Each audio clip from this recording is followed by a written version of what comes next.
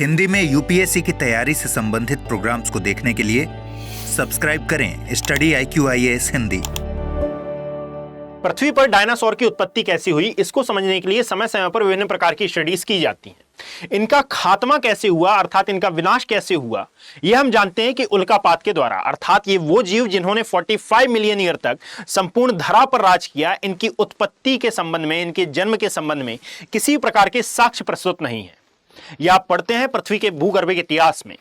याद रखिएगा, हो सकता है कि आने वाले भविष्य में कुछ ही समय पश्चात यह थ्योरी सुलझ जाए और हमें यह मालूम चल पाए कि पृथ्वी पर एक्चुअल में इतने बड़े सरीसृपों का आगमन कैसे हुआ था। मेरे पीछे जो इमेज आप देख पा रहे हैं, याद रखिएगा, ये ब्राजील के एक चिकित्सक की है जिनका नाम है पेड्रो रुकास पोसाली। याद रखिएगा कि इन्होंने 2014 में एक जीवाश्म बरामद किया था और 2021 में इसको एक स्थानीय विश्वविद्यालय को दान कर दिया था। लगातार 3 वर्षों की स्टडीज के परिणाम स्वरूप अलग अलग तथ्य यहां पर निकल कर आए हैं और हाल ही में जो दक्षिणी ब्राजील वाला इलाका है, वहां पर 237 मिलियन पुराने एक और जीवाश्म का पता चला है। यह शख्स हमारे लिए इसलिए इंपॉर्टेंट है क्योंकि इन्होंने लगभग 237 मिलियन वर्ष पुराने जीवाश्म को खोजा था, इन्होंने इसका अध्ययन किया था और फिर इसको एक स्थानीय यूनिवर्सिटी को दान कर दिया था। और इसी जीवाश्म के आधार पर अब यह न्यूज निकल कर आती है कि हो सकता है कि यह जो जीवाश्म बरामद किया गया है, इससे डायनासोर का विकास कैसे हुआ, साथ ही उनका जन्म कैसे हुआ, इसके बारे में प्रमाण मिल सकते हैं। और यदि ये प्रमाण मिलते हैं तो लगभग जब से मानव इतिहास, जब से ये पूरा का पूरा मॉडर्न समाज विकसित हुआ है और जब से हमने ये थ्योरीज पढ़ना चालू की हैं कि एक्चुअल में डायनासोर पृथ्वी पर आकर करते थे और इनका खात्मा एक उल्कापात के द्वारा हुआ, तो ये जो मिस्टीरियस थ्योरी है ये शायद सुलझ कर रह जाए। ये मैं नहीं कह रहा हूं, ये दावा किया जा रहा है विभिन्न प्रकार की रिसर्च में और बताया जा रहा है कि ये जो जीवाश्म मिले हैं, इन जीवाश्मों के आधार पर यह ज्ञात किया जा सकता है। ये जो आप मेरे पीछे इमेज देख पा रहे हैं, ये उसी डायनासोर की एक बनाई हुई इमेज है। ऐसा जीवाश्म नहीं मिला है, मैं आपको हिंट कर दूं, ये एक बनाई हुई इमेज है कि वह डायनासोर दिखने में कुछ इस प्रकार का हुआ करता था। याद रखिएगा कि एक्चुअल में जो जीवाश्म मिला है, आप देख पाएंगे कि वो कुछ इस प्रकार का है और इस कलाकृति के आधार पर यह डिक्लेरेशन दिया जा रहा है कि हो सकता है कि इस डायनासोर का जो आकार है, जो शेप है, ये लगभग एक छोटे आकार के कुत्ते के बराबर बताया जा रहा है। मतलब कि जहां पर हम डायनासोर को बहुत ही ज्यादा विशालकाय, बहुत ही ज्यादा भ्रामक और बहुत ही ज्यादा अटैक प्रवृत्ति का मानते हैं कि बहुत ही ज्यादा उग्र स्वभाव का होता है, परंतु स्टडीज ने हमको यह भी बताया है कि इसके विपरीत कुछ डायनासोर बड़े ही सौम्य स्वभाव के, कुछ छोटे आकार के, कुछ उड़ने वाले, ये समय समय पर स्टडीज हमें बताती हैं कि इन टाइप्स के भी डायनासोर होते हैं। इन्हीं में से एक स्टडी में बताया गया है कि यह आप देख पाएंगे कि यदि कंपैरिजन किया जाए तो मानव के कितने आकार का था ये। यदि एक मानव को खड़ा किया जाए तो लगभग कमर के आकार का ये डायनासोर बताया जा रहा है और इसकी जो टेल है ये भी ज्यादा लंबी नहीं हुआ करती थी। चूंकि ये इमेज है इसलिए ये हो सकता है कि आपको थोड़ी सी अलग लगे, परंतु याद रखें एक छोटे कुत्ते के बराबर, यानी कि लगभग 1 मीटर समथिंग, है ना, 1 मीटर समथिंग का ये आकार बताया जाता है। और इसका जो वजन है ये लगभग 3 से 6 किलोग्राम का बताया जा रहा है। मैं उस फॉसिल की बात कर रहा हूं जो कि अभी हाल ही में मिला है दक्षिणी ब्राजील वाले एरिया में। इसके अलावा एक और न्यूज हमारे लिए इंपॉर्टेंट हो जाती है कि जो चीन है, चीन का जो जियांग्शी प्रांत है, यहां पर डायनासोर के अंडे मिले हैं और इन अंडों का आकार लगभग 29 मिलीमीटर तक बताया जा रहा है। ये दोनों ही न्यूज हमारे कंटेक्स्ट में इसलिए इंपॉर्टेंट है क्योंकि अभी तक यह गुत्थी रहस्यमयी है कि भाई पृथ्वी पर यदि डायनासोर का आगमन हुआ तो यह डायनासोर का आगमन हुआ कैसे, क्योंकि एक टाइम पर यह समस्त प्रकार के स्तनधारी जीवों को खाया करते थे, ये इनका मुख्य भोजन हुआ करता था, इनका आकार बहुत विशालकाय हुआ करता था। और यदि आप पृथ्वी के भूगर्भिक इतिहास की बात करते हैं तो आर्कियन से लेकर जब आप होलोसीन तक की बात करेंगे तो मध्य में आता है ट्रियासिक काल, जुरैसिक काल और साथ में क्रिटेशियस काल। आप ये जानते हैं कि क्रिटेशियस काल, यदि आपने फिजिकल ज्योग्राफी पढ़ी है और आप यूपीएससी एस्पिरेंट रह चुके हैं या फिर करंट में हैं, तो आपको पता होगा कि क्रिटेशियस काल में जो प्रायद्वीपीय भारत था, इसका विभाजन अफ्रीका महाद्वीप से हुआ, देन यूरेशियन प्लेट से ये टकराया और ओलिगोसीन काल में हिमालय पर्वत का निर्माण प्रारंभ हुआ। यहीं पर यदि रुककर हम बात करें तो जुरैसिक काल, जिसको डायनासोर के युग कहा जाता है, यहां पर डायनासोर ने अपना बहुत अभूतपूर्व विकास किया था और इसी का अंत आते आते तक डायनासोर की समाप्ति होना प्रारंभ हो गई थी, जो कि क्रिटेशियस काल की शुरुआत तक लगभग समाप्त हो चुकी थी। याद रखिएगा कि यहां पर हम मानते ये हैं कि जुरासिक काल ही वह काल था जहां पर डायनासोर का अभूतपूर्व विकास हुआ, अर्थात इनका आकार भी बड़ा हुआ, इन्होंने पृथ्वी पर राज भी किया और इसका जो पूरा का पूरा कालक्रम था ये लगभग माना जाता है 45 मिलियन ईयर का। अब यह गुत्थी एक और मोड़ ले रही है और इसमें कहा जा रहा है कि भाई ये जो डायनासोर हैं हो सकता है कि ये ट्रयासिक काल में भी मौजूद हों, अर्थात ये ट्रयासिक काल में भी इनकी मौजूदगी बताई जाती है। प्रायः ये माना जाता है कि यदि ये ट्रयासिक काल है, नेक्स्ट आता है जुरासिक काल, ट्रयासिक, जुरासिक और देन आता है क्रिटेशियस। तो इसमें इनकी उत्पत्ति के साथ साथ इनका अभूतपूर्व विकास माना जाता है, परंतु इसकी प्रारंभिक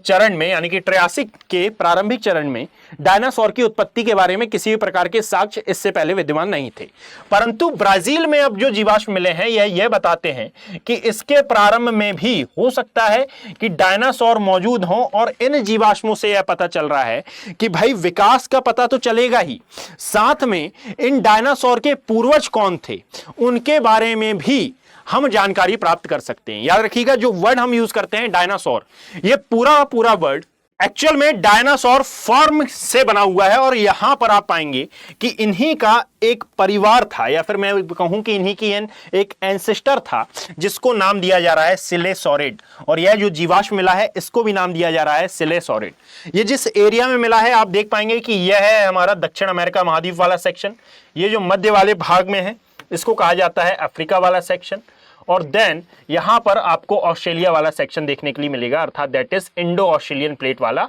भाग। अब जरा देखें कि यह जो साउथ अमेरिका कॉन्टिनेंट है यानी कि दक्षिण अमेरिका महाद्वीप है, जो कि कालांतर में अफ्रीका महाद्वीप से जुड़ा हुआ था, अफ्रीका महाद्वीप के पश्चिमी भाग से जुड़े होने के बारे में साक्ष्य हैं। ये जब इससे अलग होकर पश्चिम दिशा की ओर प्रवाहित हुआ तो वेस्टर्न डायरेक्शन की ओर प्रवाहित होने के कारण कहा जाता है कि ये डायनासोर हो सकता है आज जिनके जीवाश्म ब्राजील में मिले हैं उनका एक्चुअल में एरिया रहा हो यह पूरा अफ्रीका वाला क्षेत्र। दैट इज वाई कई जगह पर आप पाएंगे कि इंडिया में भी जीवाश्म है, ऑस्ट्रेलिया में भी कई जगह जीवाश्म पाए गए हैं, और साथ में अफ्रीका में तो है ही, और साथ ही साथ यूरोप और दक्षिण अमेरिका महाद्वीप में भी जीवाश्म मिलते हैं, और ये उस एरिया में दिखाई देते हैं जो कि बहुत ही ज्यादा गर्म क्षेत्र माना जाता है प्रारंभिक अवस्था में भी और वर्तमान अवस्था में भी। वर्तमान अवस्था में भले ही तापमान उतना ज्यादा ना हो, परंतु प्रारंभिक अवस्था में पृथ्वी का जो प्रारंभिक चरण था आज से लगभग 200 मिलियन वर्ष पहले की यदि हम बात करें तो यह एक तप्त क्षेत्र हुआ करता था, और वहां पर इन जीवों के जीवाश्म मिलना इस बात का संकेत है कि हम जिस प्रकार से एक डायनासोर को कोल्ड ब्लडेड एनिमल मानते हैं, एक ठंडे रक्त का जीव मानते हैं, अर्थात मानव के द्वारा अभी तक जितनी भी स्टडीज की गई हैं उनमें बहुत ही ज्यादा सत्यता प्रमाणित होती है कि सर मानव ने अभी तक जितने भी अध्ययन किए हैं वो सही डायरेक्शन में जा रहे हैं, और सही डायरेक्शन में चलते चलते अभी हाल ही में जो स्टडी की गई है हो सकता है कि इसके आधार पर यह प्रमाण मिल सके, जो कि मिले भी हैं, जिसमें बताया गया है कि मानव ने अभी तक जितने भी जीवाश्म खोजे उनमें जितने भी प्रकार की स्टडीज की गई और उन स्टडीज के आधार पर जो भी दावा किया गया कि भाई कालांतर में एक ऐसा जीव अवश्य रहा होगा जो कि डायनासोर के ही एंसेस्टर रहे होंगे, जिनका आकार उतना विशालकाय नहीं रहा होगा। परंतु समय समय पर इन पूरी रिसर्च को बहुत से प्रकार के दावों का सामना करना पड़ा कि यदि मान लीजिए इनका आकार बहुत छोटा था तो इनका आकार बढ़ा कैसे, इनमें एमिनो एसिड का निर्माण कैसे हुआ, इनमें पूरे तंत्र का विकास कैसे हुआ। परंतु अब ये जो जीवाश्म मिला है इनमें इन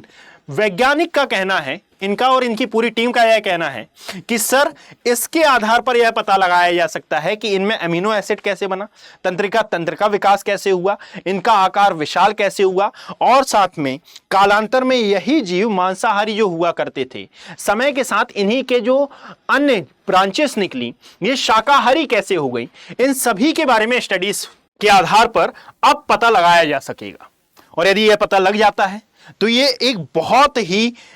बहुत ही इंपॉर्टेंट खोज मानी जाएगी। कारण यह है कि इसको आप अपने पृथ्वी के भूगर्भिक इतिहास में पढ़ेंगे और वहां पर जब जीवन की उत्पत्ति के बारे में आप वर्णन करेंगे तो करंट सिनेरियो के हिसाब से आपको यह डेटा भी वहां पर ऐड करना पड़ेगा। कहां पर? तो जहां पर आप पृथ्वी पर जीवन की उत्पत्ति कैसे हुई यह कंटेंट पढ़ते हैं वहां पर इसको ऐड करना पड़ेगा। Is that clear? याद रखिएगा कि यह जो जीवाश्म मिला है इसको नाम दिया जा रहा है गोंडवाना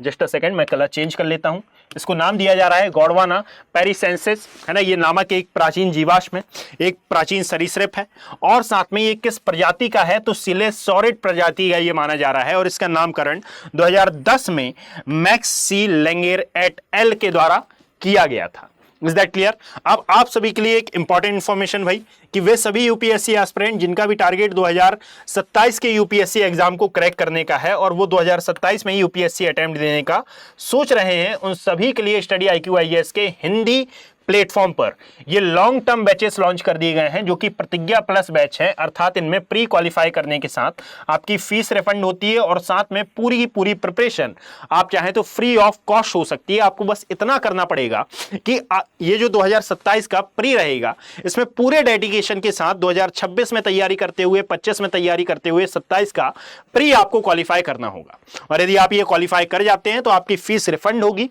और आगे की पूरी प्रिपरेशन कराने की responsibility study IQ IAS Hindi की होगी। परंतु इसमें एक बात याद रखें कि ये पूरे ऑफर आपको तभी प्राप्त होंगे जब आप AKB लाइव कोड का यूज करेंगे। यह जो बात मैं बता रहा हूं 2027 के लिए लॉन्ग टर्म बैच की, याद रखिएगा कि आज आपको एडमिशन लेना पड़ेगा। कारण यह है कि 18 अक्टूबर से, ऐसा नहीं है कि इसके बाद आप एडमिशन नहीं ले पाएंगे, लेंगे, क्योंकि अदर बैचेस आ जाएंगे। परंतु याद रखिए, आप जितने जल्दी अपनी यूपीएससी की जर्नी स्टार्ट करते हैं, जितना अधिक समय आप यूपीएससी की जर्नी को देते हैं, आपके सक्सेस के चांसेस उतने ही ज्यादा बढ़ जाते हैं। तो यदि आप इन बैचेस में ज्वाइन होना चाहते हैं तो कमेंट सेक्शन में लिंक दिया हुआ है 2027 के लिए, आप वहां पर क्लिक कर सकते हैं। 2026 के लिए भी ज्वाइन होना चाहते हैं, 2025 के लिए भी यदि आप ज्वाइन होना चाहते हैं तो लिंक पर क्लिक कर डायरेक्ट आप ऑफिशियल वेबसाइट पर विजिट कर सकते हैं। वहां पर जो ऑफर्स अवेलेबल होते हैं आप उनका भी प्रयोग कर सकते हैं। परंतु इसमें जो मैक्सिमम डिस्काउंट आपको मिलेगा ये आपको AKB live code faculty code के साथ ही मिलेगा। ठीक है, तो इस कोड का जब आप यूज करेंगे तो ये बैचेस आपको 35,999 रुपीज में प्रोवाइड कराए जाएंगे। यदि आप इन बैचेस का पार्ट बनना चाहते हैं तो आज 18 अक्टूबर सुबह 8 बजे से क्लासेस प्रारंभ हो चुकी हैं। आप इन बैचेस का पार्ट बहुत ही जल्द बन सकते हैं। बस एक अच्छा डिसीजन आपका लाइफ चेंजिंग मूवमेंट हो सकता है। धन्यवाद। हिंदी में यूपीएससी की तैयारी से संबंधित प्रोग्राम्स को देखने के लिए सब्सक्राइब करें स्टडी IQ IAS हिंदी।